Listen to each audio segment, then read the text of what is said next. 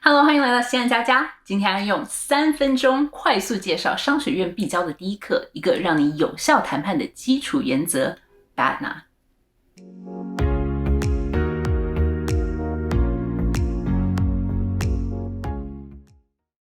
想知道你的谈判地位有多强，就得先弄清楚你的 BATNA。Best alternative to a negotiated agreement， 也就是谈判协议最佳替代方案。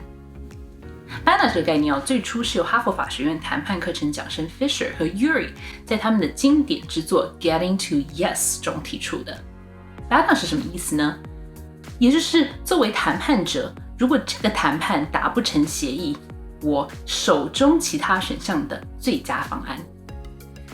BATNA 可以说是谈判者的指南针，让我们知道什么时候该继续这个谈判，而什么时候又该退出这个谈判。反之，如果作为谈判者，我对自己的 BATNA 也搞不清楚，那我直接把自己放在了劣势，因为我没办法知道我谈判的起始点该放在哪里，我也不知道现在达成的协议到底对我是有利的还是不利的呢？举个例子好了，我在公司 A 找到了一份新工作，在和未来雇主商讨薪水的时候，你觉得我是争取的脸红脖子粗比较有用，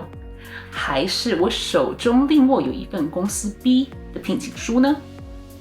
假设很不幸的没有其他公司要我，而公司 A 给我开出来的条件又不符合我的理想。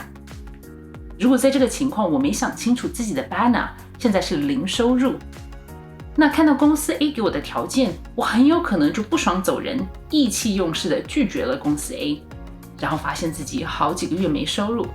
其实是因为搞不清楚 BATNA 而拒绝了谈判中的最佳选项。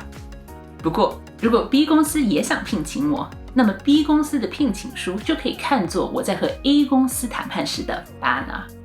我只要能够在 A 公司取得更优渥的条件，那就可以接受 A 公司的聘请。如果我无法说服 A 公司给我比较好的条件，那么我拒绝 A 公司接受 B 公司反而比较好呢？记住，谈判的时候 No deal is better than a bad deal， 没达成协议比达成一个烂协议好得多。要知道什么是烂协议，那就先一定要了解自己的 BATNA。 你的 BATNA 越棒，谈判的起始点就越高。